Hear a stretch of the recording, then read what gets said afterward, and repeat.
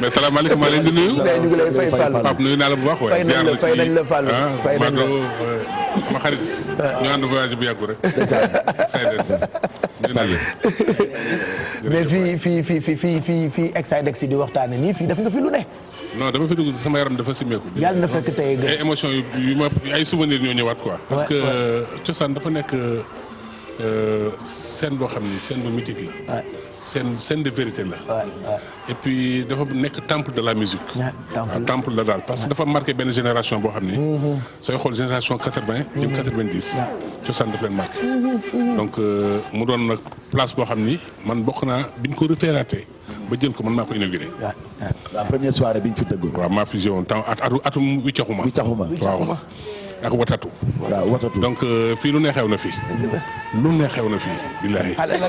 moo tax bi ma fi wiccax leen wiccax cay wiccax. non moo tax man la place la boo xam ni bi ma gisee sax ñu koy defaraat nii dama ji kontaan daal. parce que dafa compact ba pare. dafa jege population bi. nekk ci digg réew. nekk ci diggu Ndakaar fekk nañ fi loxo yi ci dënn yi. billaahi atterrissage wiccaxu watatu dërëm. ba ci curpi curpi mii nga xam ni. moom la ñu génnewaat sax ci affaire bu bees bi. fii lañ ko créé woon.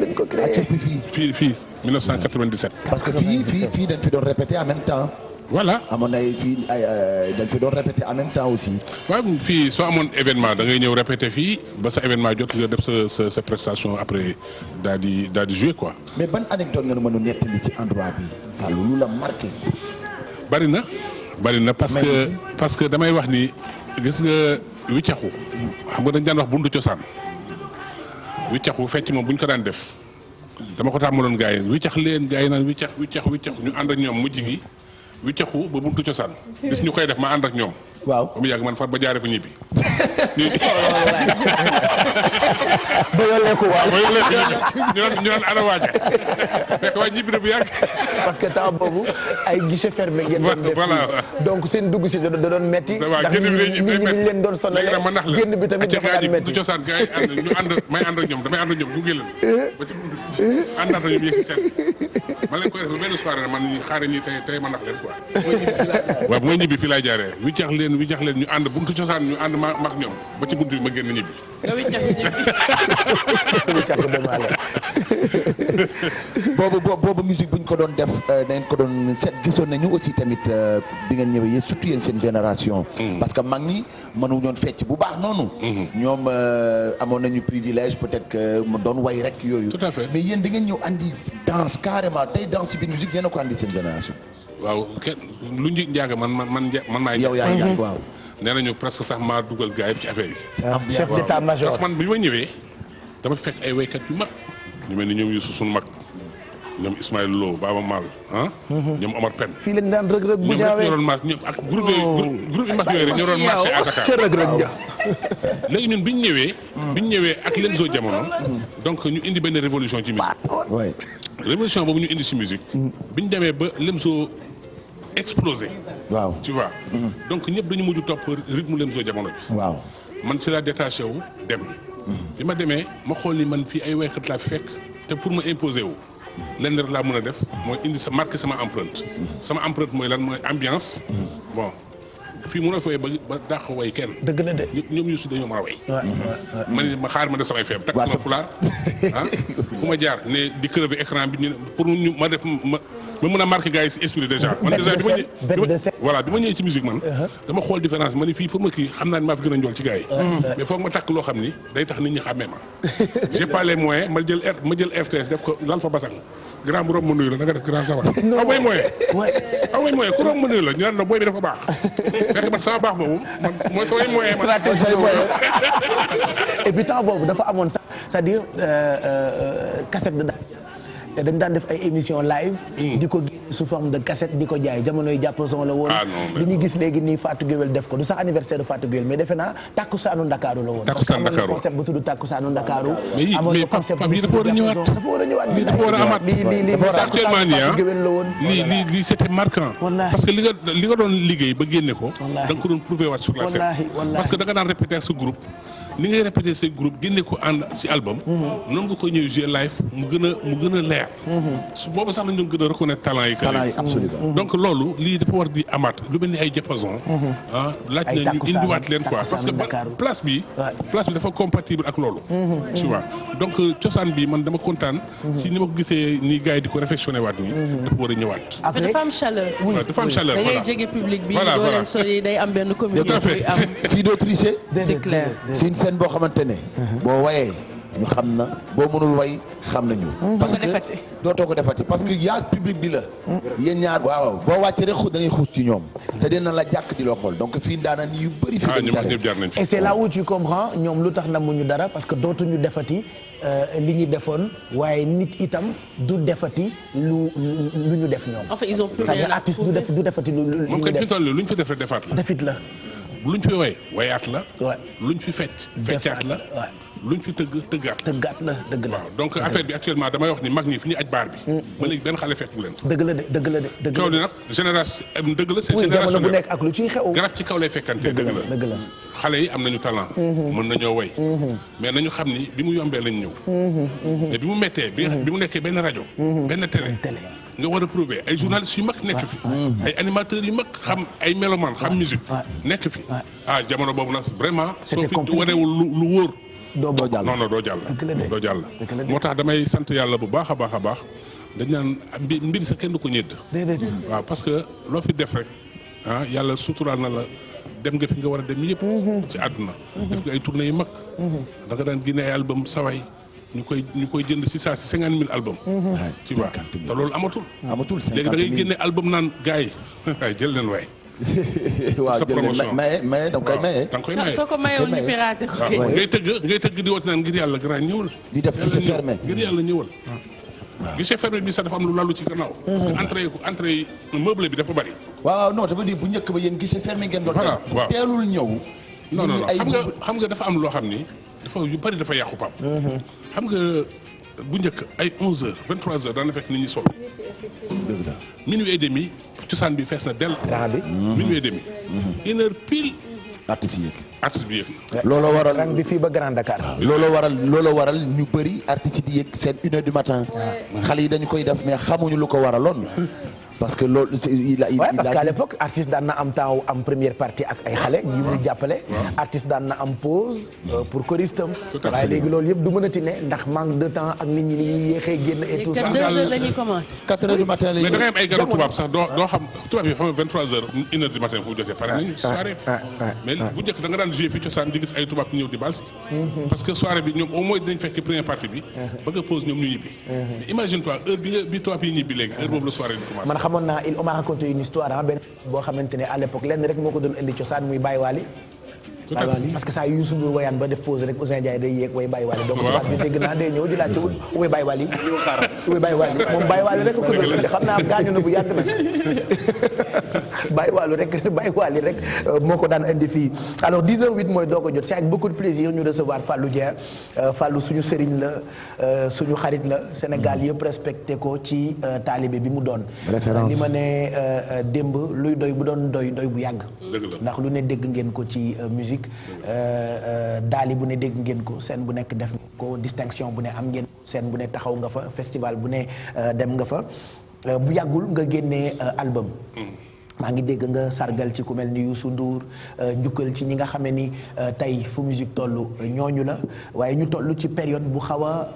crucial laay wax xaw ma ndax baat boobu jar na ma koy utiliser muy période de élection nga ñëwaat defati sa mënin ndaxte bi ngay woote bennoo du sax tey te boo daan woote bennoo nit ñi dañ daan sukkandiku ci li ngay joxe comme conseil ci bennoo histoire bi répété wu waat ren Sénégal laaj bennoo nga génnewaat bennoo boobu ci façon boo xamee ni nit ñi dinañ ko gën a mën a dégg loolu bëgg naa nga ñëw ci balaa ñuy wane clip bi parce que démb la génn di vidéo boo xamante ni diggante démb ak tey gis nañu ascension bu mu def surtout ci réseaux sociaux yi moo xam YouTube ak page u Fallou dans sa voiture lu tax nga reprendre ak bennoo Fallou waaw bennoo jërëjëf Pape dañu nekk ci bennoo bi ma koy créé boobu yëpp xewagul ay Benno Siggil Sénégal ak ay façon yooyu xew.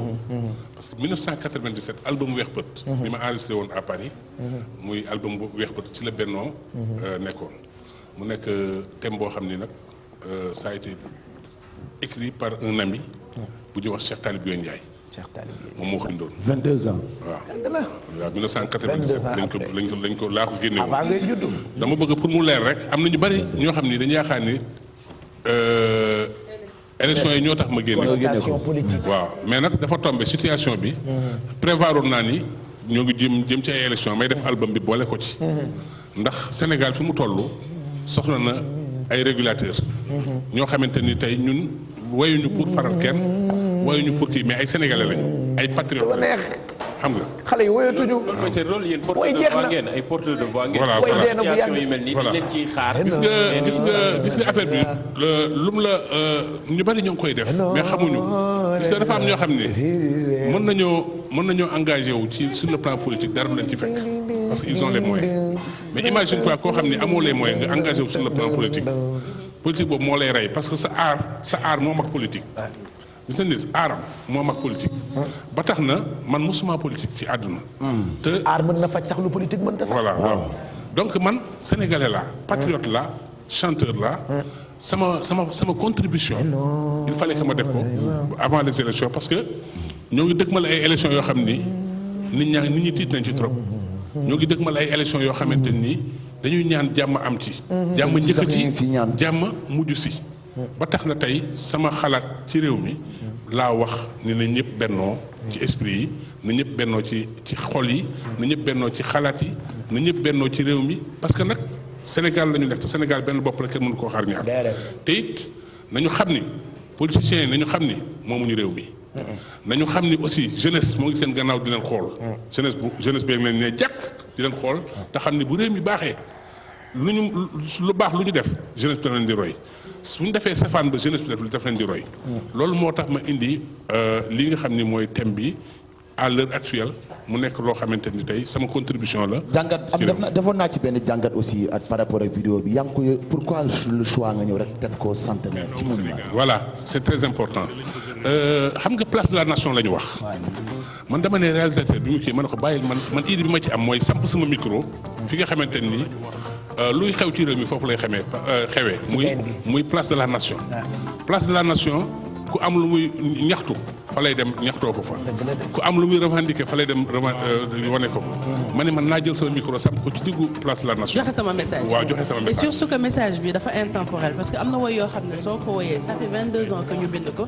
et pourtant tey bu ñu ko woyee day mel ni tey la génn moo tax souvent c'est très important sooy woy nga dugal ci message yoo xamante ne dafay mën a servir sa génération bi nga bokk ak ñeneen message Khady ilaa yow mi diini soo ko woyee ilaa yow mi diini nga nekk wala nga wutee ko ah dëgg rek dëgg. day jëriñ toujours voilà donc tey am na woy yoo xam ne du ñu périmé parce que bu nekkee woyu dëgg rek alxuraan du périmé da ngay xool ay morceaux yu mel ni coloré damay daje ay nit ñu koy laaj ba léegi kañ laa ko woyoon 96. 96 tu vois 23 ans. te morceau bi en fait li may sant yàlla mooy li may sant yàlla Pape mooy. su weewee su waawaa.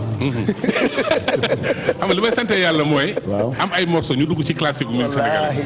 classique bi li la ciy dugal mooy nga woy ay thématiques. tu vois loolu moom. dama ko teel a comprendre quoi. mais Fallou justement dogguma la yàlla bu la yàlla dog li nga fi toog donc man dama ciy profiter rek nga wax ñu jamono fi ñu toll nii musique mën nañu wax ne mi ngi soox ndax thème yow tey bind ci thème lan nga ci mën a wax xale yi dégg ko ba mën a delluwaat ci thème ya di way. pourtant toujours ma wax ko. nee naa leen musique fi mu toll fi mu nekkoon la nekk ba léegi. seulement problème de choix la. xam na ñoo xam ne tey boo leen toppee sa carrière di nga ko way ba mu jeex. doo fi way thème bu am njëriñ. parce que nit ñi ñoo toll foo xamante ne way ma daf leen jaral lu nekk. te tamit comme jamono doxul xale yi ñu topp.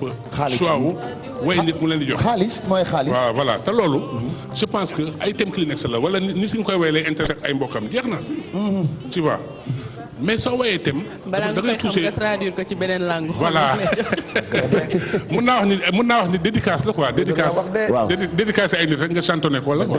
tey yéen seetlu woon na ñi naka la doon def bu njëkk ba mag ñi dañuy way ba daaneel soog a nuyu. waaw kay nuyu seen ay nit.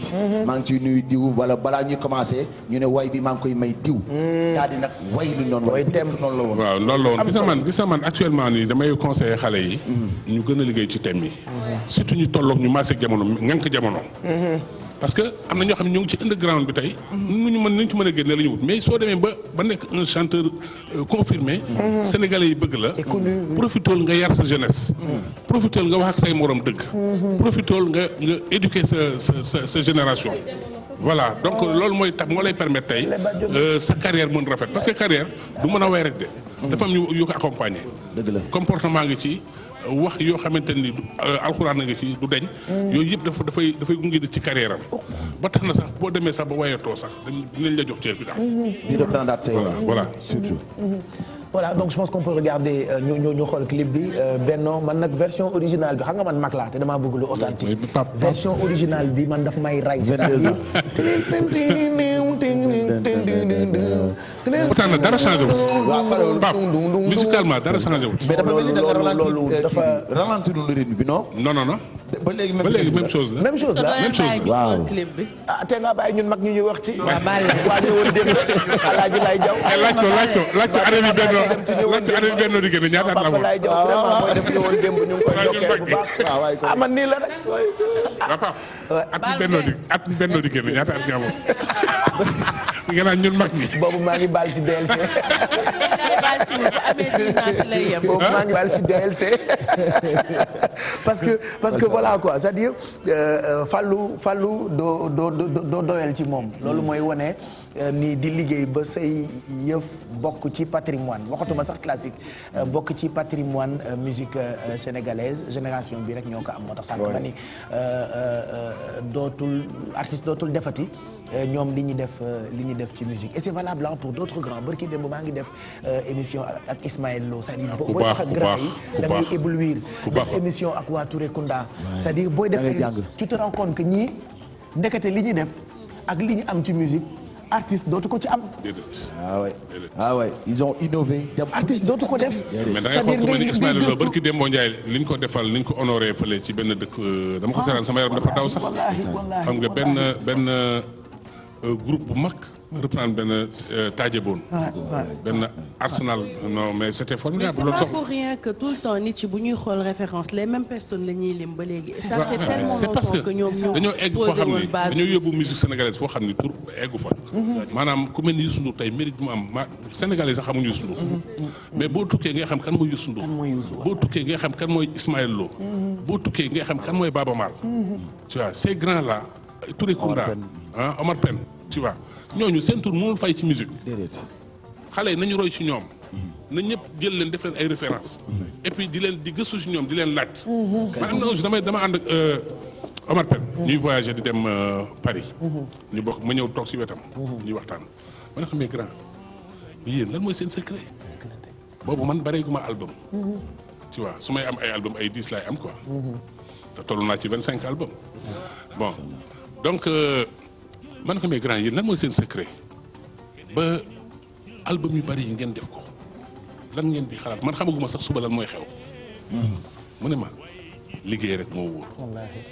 gis nga mu ne ma moom xoolul succès mais dafay xool li nga xamante ni moo ko mën a yóbbu carrière am ëllëg. bu ñu toogee def kii maanaam dama ko ne man grand man suba lu ma war a way sax xaw ma ko. te yéen xoolal une trentaine d'album def ngeen ko. te man egguma sa 10. mais mu di waxtaan ak moom ba ni ñu eggee Paris mu may jox ay conseils. conseils yooyu moom laa sukkandiku ba léegi nii ak ñeneen. tey grand yi ku ma ci wéetal dama la doon laaj lan mooy sa secret nga may wax. te xale yi suñu bëggee tamit vraiment def yenn carrière yi nañuy song mag ni respect di waxtaan ak ñoom. bañ leen diir mbagg aussi. c'est important. voilà. donc ñu dem ci Benno ak Fallou tey dafa ñëw ndekki ak ñun ndekki bu duun nag lañ koy teeroo. puisque Sophie dafa am invité dañu woolu spécialement benn service traiteur bu garaaw sax mu indaale ay plateau ak ay affaires yoo xamante ni mu ngi koy installé je pense qu'on peut la voir en même temps muy activé wu ci li mu ñuy préparé pour ndekki Serigne Fallou bi tey Benno. waaw ndekki bi daal mu ngi koy préparé gis naa ci Sophie daa mel ni seet naa ay mbalax ay ngalax de. waaw am na nëtëri ngalax soo ma intéressé na. pourquoi du ma ko laal. tey doo laal ngalax de. ñëwoon démb laa fa. aram na la tey ngalax aram na la tey. ngalax bi laa bëggoon mos rek. ma noppi bon d'accord on va retrouver donc Sophie dans quelques minutes ak invité en attendant ñu découvrir ndo clip bu bees bu Fallou Dieng Benno la ñu wax c'est une belle reprise regardez Facebook am sur sa page Facebook ak Fallou dans sa voiture donc ñu ngi en direct ci page Facebook bu Fallou Dieng en direct ci page Facebook bu Mado et en direct ci page Facebook bu Yeewu Leen en direct ci page Facebook bu GFM en direct ci page Facebook bu L'Obs TV parce que c'est très tendance digital bi quoi on est aussi sur YouTube. loolu mooy Social TV. voilà Social TV.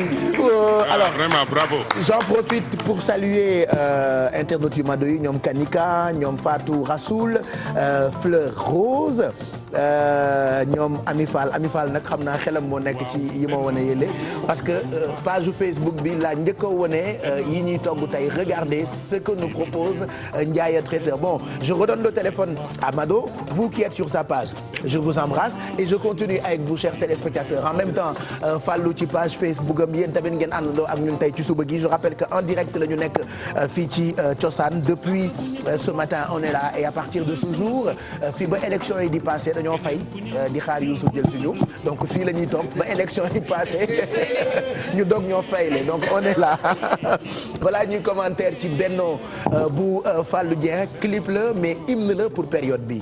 en tout cas mooy li ma ko doon wax tout à l'heure rek bi ma duggee ci page Facebook am message bu mel nii dafa mel ni dafa toog ba ñu ne élection yi ngi waaju jub si mu bind ko alors que ça fait 22 ans bi mu koy bind xale yi boobu xam naa ñi ngi dem jardin moo tax comme li mu wax rek way c'est très très important nga dugal ci message boo xamante ne même boo fi nekkatul yàlla na yéex dafay mën a jëriñ génération yu bëri ñu mun ci sukkandiku pour seen vie de tous les jours. voilà ba noppi Pape Cheikh liñ ci mën a wax aussi par rapport ak moom xam nga par exemple boo demee ci yenn quand tu vas par exemple dans certaines écoles par exemple tout ce qui est gestuel dañ ne la boo dee artiste bu njool waruloo fecc li la njëkk mooy la danse elle est pas faite pour les gens qui sont grands. Fatou Dieng de amoon na ku ko traumatisé na ko njool du fecc.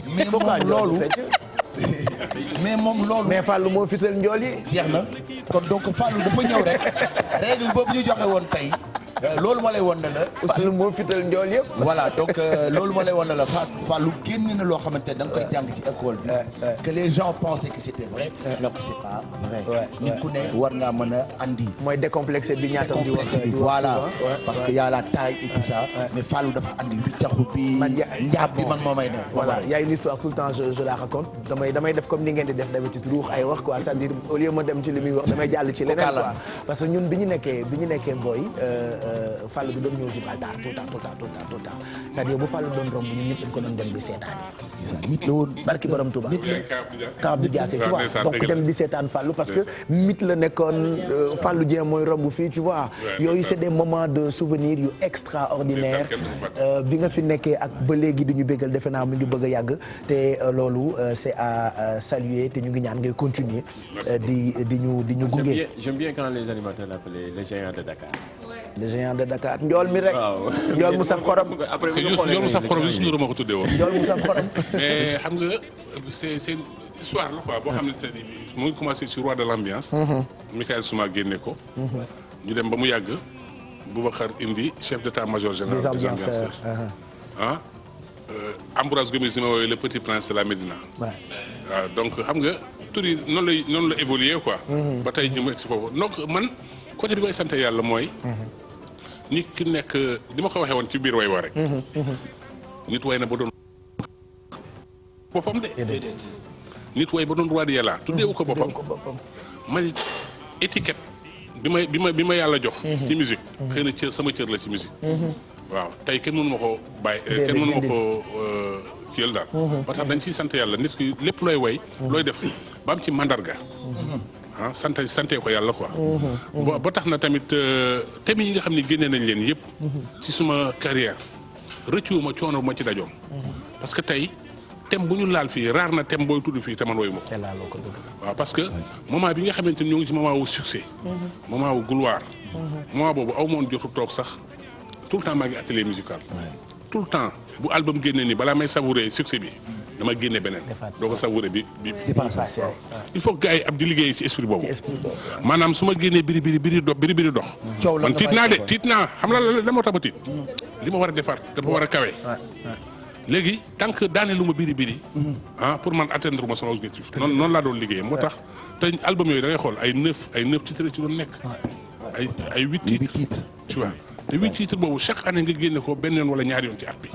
4-4 voilà face à face des fois nga def double album génne waaw mu génne donc loolu te léegi imagine toi benn morceau mën na la wërloo àddina wër nga képp nga gis koo xam ne tey siiw na ba siiw amul 10 morceaux parce que boobu sénégalais percé ci musique ba pare di mën tëgg États-Unis muy fees bariwul Fallou boll na ci ñu xàll yoon bi loolu amul digital bi nii absolument pour nga jot dara il faut nga mën ñu boole la ci surtout Amérique gars yi ñemewuñ ko woon xam nga Amérique gars yi ñemewuñ ko ndax anglais bi et cetera ak yooyu mais Fallou dafa ñëw rek xuus bi Amérique mais loolu waaw xam nga ñun suñu chance mooy que ni bi ñuy dugg ci terrain yooyu ay terrain yu vierge la ñu woon donc côté sénégalais yi nga xam ne ñoo fa njëkk installé wu seen ay doom sax mën naa wax ni xamuñu lu mbalax mais ñoom ñi fa njëkk a dem installé wu dañu amoon nostalgie wu dëkk bi boo ñëwee ñoom ñëpp ay bàyyi ñuy def ay délégation ñëw feesal sa soirée ñu lay woo ci New York Washington North Carolina tu vois dëkk yooyu nga xam ni ay sénégalais gambienne ay communauté gambienne dañ fa bari dañ fa daan dem di fa jouer donc loolu man bi ma toppee 10 ans yi de 2000 à 2009 ba 2008 bi ma ñëwee 2008 dama ne gars yi kuy demati Amérique na nga xoolaat bu baax li ngay def Amérique mootu fa jouer ba def fa guichet fermé ma ne ko ñi fa nekkoon ñoo bàyyi baal seen ay doom ñoom commencé màgg te gëmuñu mbalax bi waaw parce que leneen ñoom fi ñu yaroo la environnement bi ñu yaroo la donc xam nga donc de génération en génération musique bi tey moo tax ici y a du boulot à faire quoi y a du boulot à faire tamit gën ko promouvoir at gën a xoolaat tamit feneen bu ñu koy jaaree pour jaay ko bu baax sur le plan international. super lu am solo. voilà je pense qu'on va rejoindre Sophie mu tàmbali ak li mu ñuy toggal tey mu ngi ci ànd ak diwlin bi di ñaani beurre bocage tey Sophie nga am invité les saveurs de Ndiaya. ñoom ñoo ñu ñëw seet si service traiteur la en plus de li ngay defar depuis sànq. coucou vous êtes en direct sur la page Facebook de Exidex en même temps du live que nous proposons et puis ñu ngi ci page Facebook bu Fallou Dieng Maman Gueye je t'embrasse très fort yow xam nga man xam naa maa ngi lay bëggee ah donc Sophie ñu dem ci mbii mi watawat mbii mi argaay Sophie boobu lawbe la. sunu baykatu réew mii ñoo am jom moo tax Sonacos ànd ak ñoom ngir suqali mbayum gerte defar ci diwlinu gerte ñaani diwlinu gerte ñaani yomb na te foo dem fekk ko fa. way yaay xanaa lii diwlin bu bees la. diwlinu ñaani cosaan la gerte gi fii lañ ko bayee naale ko moom laa taamu pour sama wér-gu-yaram du way du fuur du lakk. ah ñaani mii moom baax na di. amul benn cholestérol.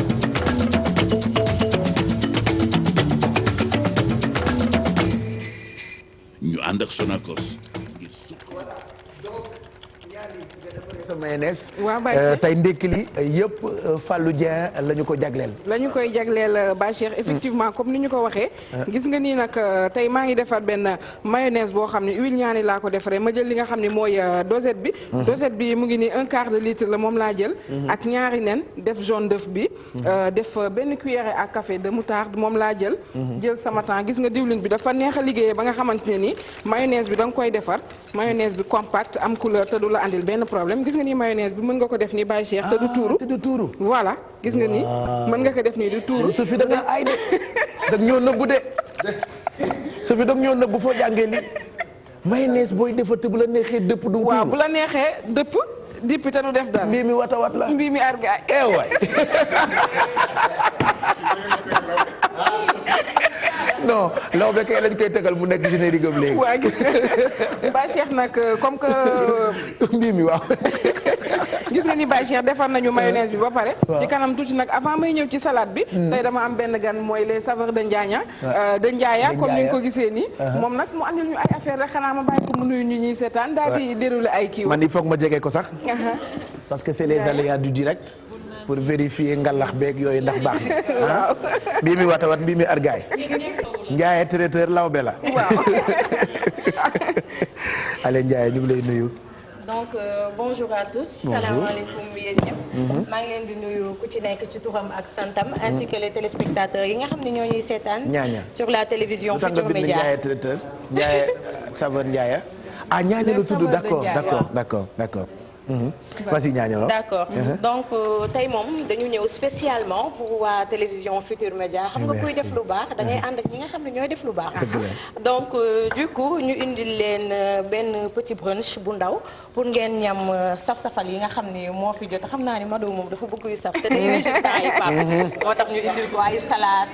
gis nga Mado ni ngi juste. xam naa yow moom ngalax bi moo lay gën a. waaw ngalax waaw Mado ma jël ngalax.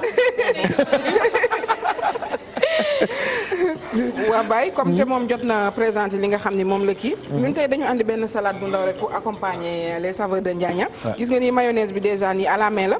def nañ ci poivron vert def tuuti persil coriandre ak li nga xam ni mooy un peu de sel. gis nga ni moom déjà pare na salade bi nag amoon nañu fi pomme de terre.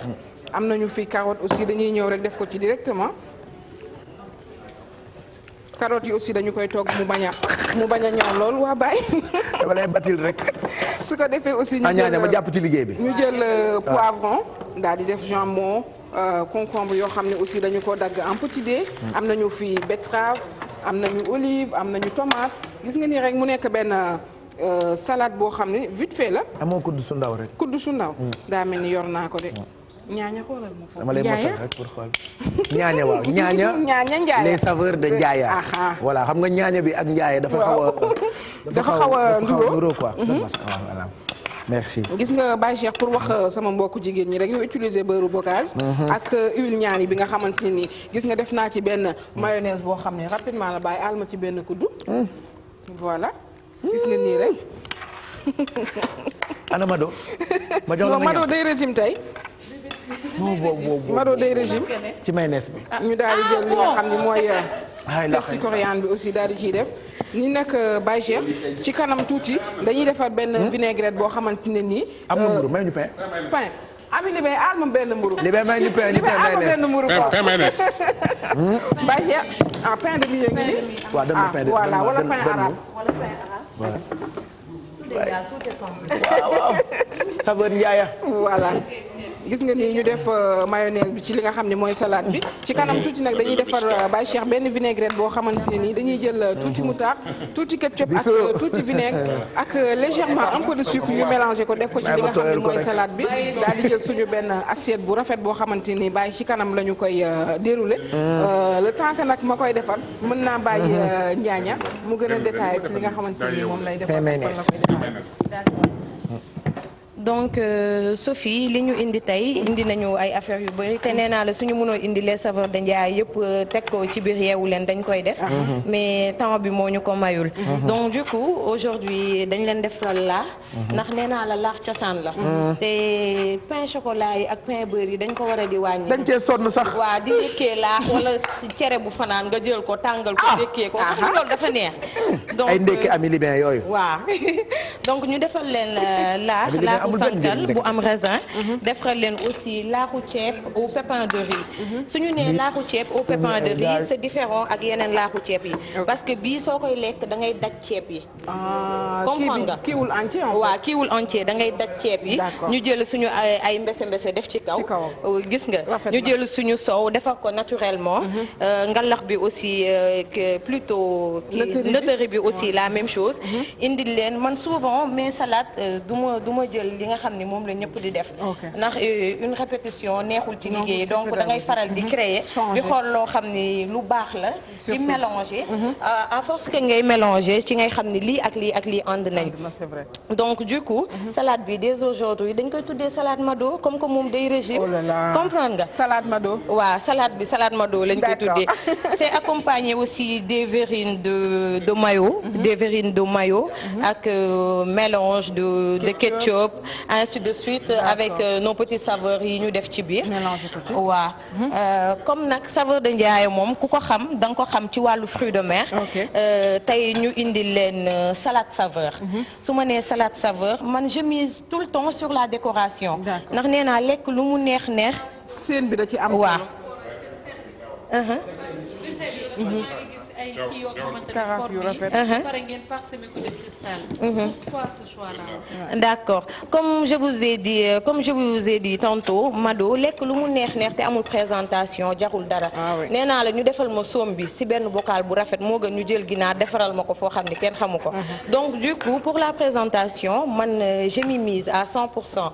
vous comprenez ma dellu siwaat ci li ma doon wax muy spécialité aux fruits de mer bi tey ku xam les saveurs de Ndiaye xam ko ci mooy borom paella yu baax yi ci Ndakaaru Ndiaye Jal Diop ku xam les saveurs de Ndiaye xam ko spécialité mooy mbaxalu méchoui ku xam les saveurs de Ndiaye xam ne spécialité mooy ceebu jën aux fruits de mer mooy ceebu jën aux fruits de mer ku xam les saveurs de Ndiaye xam ko ci nguxubaanu méchoui waaw yaa ngi gis bii ju siggil di ma xool bàyyi sa téléphone bi yaa ngi dégg Pape donc du coup Mado damay ubbi benn petite parenthèse bu ndaw pour wax ni rek dans la vie gëm-gëm rek moo am solo man j'ai eu mon bac G avec 3 ans de formation en marketing et communication mais je suis une passionnée de la cuisine dama ko bëgg sama xol comprendre nga donc du coup dama jël sama spécialité mu nekk fruits de mer salade bi salade saveur laa ko tuddee am na crevette am na calamar am na laaj ndax dafa am solo ci togg am na comment dirais-je encore huile d'olive am na dafa baax am na tomate cerise am na aussi chou-fleur oui. am na comment dirais-je encore maïs. Ça c'est des maïs et pour la décoration aussi dañu jël chou violet chou violet c'est très rare qu'on le voit donc du coup génn fu baax daal dafa neex ci doomu aadama c'est vrai waaw bu dee chou violet nga ñu defarale suñu salade damay wax de voilà donc ñaaña moom moo nekk saveur les saveurs de Ndiaye ñoom ñoo ñëw tey nekk invité yu Sophie c'est un plaisir parce que ñun miin nañu sa loxo voilà miin nañu sa loxo tata Mia xam na li may wax ak sa ay clients yoo xamante ni tout le temps dañu lay contacter nga leen di defaral ay plateau yu baax et je pense que lii nga def nii tey ci émission bi ñun en tout cas ñu ngi koy rafetlu suñu première sortie ñu ñëw fii ci Cosaan même équipe bi ñu fi fekk sax d'habitude ñoom du ñu am ndékki donc nañu ñaanal vraiment émission bi ci teewaay bi fii tey ndax guleet ñu nar a ndékki ak ñun ci ndékki fàllu bi nga xam ne ni moom la ñu ñaaña indil tey ci saveur Ndiaye donc Sophie on va finir dans quelques minutes ñu bàyyi la nga àggali tëj ak invité bi waaw Baye Cheikh comme ni ñu ko waxee moom présenté nañu ay affaires yu am solo parce que la cuisine c'est de l'art yi mu décoré nii yëpp boo ko xoolee rek maanaam Baye Cheikh da ngay suur moo taxit nañ ñu gën a rek jox doole rek ñu mën a dressé di defar rek daf ci am solo parce que la plupart du temps fii Sénégal damay wax ni que ñoom xamuñu métier toggukat parce que togg dafa métti Baye Cheikh dafa métti c'est de l'art nañ ci bàyyi xel bu baax di jaajëfal rek xanaa beurre bocage ak beurre bocage ak huile ñaani rek ba ci kanam moo tax saa yu màggal amee wala xew rëy ñi toggoon dañuy wër ñi baax ñi naan leen fàtte bu leen fàtte waa waañ dëgg la donc bu kenn fàtte waa waañ bi togg moom c'est de l'art et on se rend compte que service traiteur yaa ngi gën di bëri fii ci Sénégal alors ñaaña wax ñu les saveurs de Ndiaye nu nit mën a def ba contacter leen parce que maa ngi jot ay messages yu bëri ngurbaanu yàpp man mosuma ko méchoui mbaxalu méchoui c'est ça mbaxalu méchoui xam nga yu neex yooyu noonu baax na itam nga joxe numéro téléphone bi nga xam ne ni ci la nit yi mën a woote pour nga jàppale leen voilà. D'accord. Donc Pape pour les saveurs de Ndiaye ku ci bëgg a jot da ngay woote ci 78 122 22 55 78 122 22 55 beneen numéro bi 77 393 16 35 mon Snapchat c'est les saveurs de Ndiaye le compte Facebook saveurs de Ndiaye et je pense que c'est tout. Voilà donc merci beaucoup. fayeeku de. non duma dinaa leen ma ba pare sax tey moom comme que ñu ngi soog a ubbi. tey ku woote comme que su fekkee woote am na. code bi yeewu leen ku wax yeewu leen ñu may la bon. waaw ku ne yeewu leen soo nee allo rek crédit bu ne allo ñu may la bon. code yeewu leen. voilà code bi yeewu leen lay nekk pour da ko jàng marketing la jàng ci yaa dara nii. moo tax sax bi mu présenté woo. li daaneel nii laa comprendre. kii yaa nii. bravo ñëwoon démb nii. waaw noppi donc merci et puis ñu ngi ziar bu baax sunu xarit yëpp te àndandoo ak ñun tey ci télévision Futur Média bokk na ci sama jigéenu bopp sama xol moom itam taalibe Serigne Fallou la moo tax fu mu gisee ab taalibe Serigne Fallou day rey boppam Mami Boy taalibe Serigne Fallou yaayu Serigne Fallou mu ngi dëkk bu ñu naan Pologne n'est-ce pas donc Mami Boy on t'embrasse très fort ak toute sa famille sunu xarit la di nuyu tamit Fatou Guewel moom nee na mu ngi lay ziar. maa ngi koy fay waay Fatou waay ku baax waay. mu ngi am mbégte ci di la seetaan moom Fatou Guewel. déjà mu ngi préparé moom tamit mu ngi jëm Paris. ku bëgg le Serigne 16 mars. waaw moom ab taalibe la moom dafa denc Serigne Touba nit ku baax la moom da cee dee moom Fatou Guewel yàlla may gudd fan bu yaram amiin nitu jàmm la wallaay nitu yàlla jàmmam yàgg amiin mu ngi jëm moom Paris le 16 mars fi nga xam ne ni mooy palais des congrès bu Montreuil Fatou Guewel ak Khady Mboup xaritu Mado Khady Mboup suñu xarit ñun ñëpp donc ajatu Fatou Guewel en spécial ndaje ca Paris le 16 mars xam naa fan yi dinañu ko recevoir ci télévision Futur Média ñu àggali Exidex Fallou Dieng tegal nañu leen léegi nii Benno période bi nag wooy la boo xam ne ni ku nekk war nga ko def yóbbal. oui muy nag benn message très fort venant toujours de Fallou ñu xamee ko nag mais li ñuy mën a rek toujours di xuus ci ay kàddoom dañuy gis ne toujours Fallou bu amee ay moment bu dee màggal dana génn way bu dee gàmm mu génn way lu mënti am Fallou dana génnee benn message fort. bii mën nañu xaar nga clip beneen way ci sa biir album mais nga porté choix bii tey lan ngay wax population bi nga xamante ne ñoom seen bopp ñoom ngay waxal. waaw li ma ciy wax daal mooy message bi daal jeunesse bi surtout laa gën a adressé dañu toll ci période boo xamante ni gars yi lu ne la ñuy def loo xale yi na xale yi dal nañu wane nañu am dal nañu am yar nañu am teggin bu leen kenn dugal ci lu ñu warul dugg bu leen kenn sànniloo xeer parce que lu ñu yàq fii ci réew mi seen bopp lañ ko yàqal parce que alal réew mi ñoom la appartenir tey su population yi ñoo moom alal ji day gis ku daw ñu toj sa oto te yow sa yoon nekku ci ñu tàndal micro koo xam ne waruñu ko tànd micro muy wax musiba donc gars yi daal média bi ñoo war a gën a dimbali population yi ñu gën a sensibiliser nit ñi kuy wax musiba ñu bañ laa teg ku nar a def njaaxum ñu bañ laa promouvoir et puis surtout les sites aussi ñu gën a waaw les sites surtout ñu bañ a enflammer parce que tamit gis nga dëkk lu koy taal ñi yor ñi nga xam ne ñoo yoree média bi ñoom ñoo mën a fay lakk gi ñu xool ñi nga xamante ni vraiment ñu jara interviewé la ñu jox leen kàddu ñi nga xamante ni safaan ba lañu ko ñu bañ leen jox kàddu waaw ñu noppi donc moi je pense que tey li may ciy dolli rek mooy damay ñaanal réew mi jàmm élection yàlla nañ ci dugg ci bismillahi rahmaani rahim génn ci alhamdulilahi rabbil alamin kii gën si ñun yàlla na ko fi yàlla teg amiin waay kii gën ci réew mi yàlla na ko fi yàlla teg yàlla noppi na waaw yàlla noppi na démb gis nga buur gis nga Pape xam naa ko bilaay damay wax ni sax du si bari tey gis nga sëriñ yi dañu maandu sax ci affaire président parce que xam nañ ni président du sëriñ moo koy fal yàlla buur bi mooy fal moo tax ñoom en général président bu ñëw dañu lay ñaanal parce que dañuy xam ni kii ndawal suñu borom la suñu borom a ko namm ci moom nii mooy nekk njiitu réew ba tax na nañu respecté te nañu joxante cër nañu xam ni sénégalais yi Sénégal benn bopp la kenn mënu koo xar ñaar nañu xam ni ñoom ñoo bokk benn peuple bu ñuy servir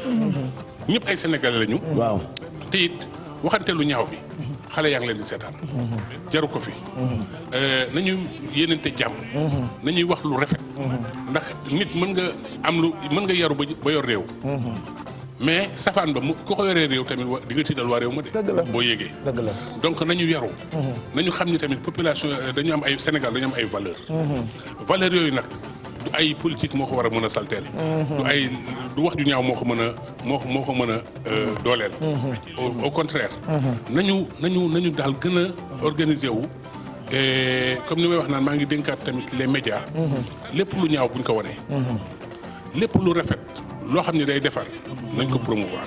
man daal si sama kàddu daal loolu la quoi.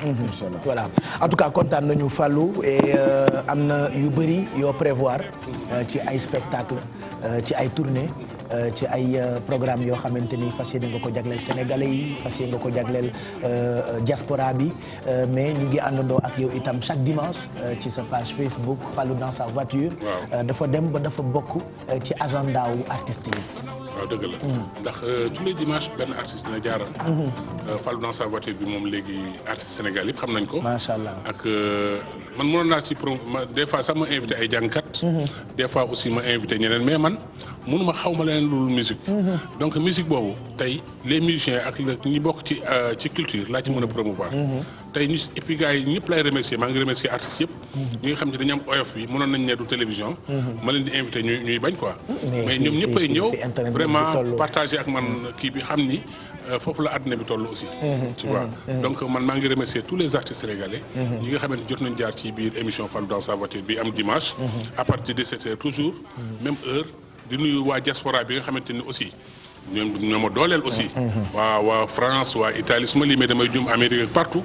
ñoom ñëpp chaque dimanche ñoo ngi seetaan Fallou dans sa voiture bi. ma lay gërëm na Pape.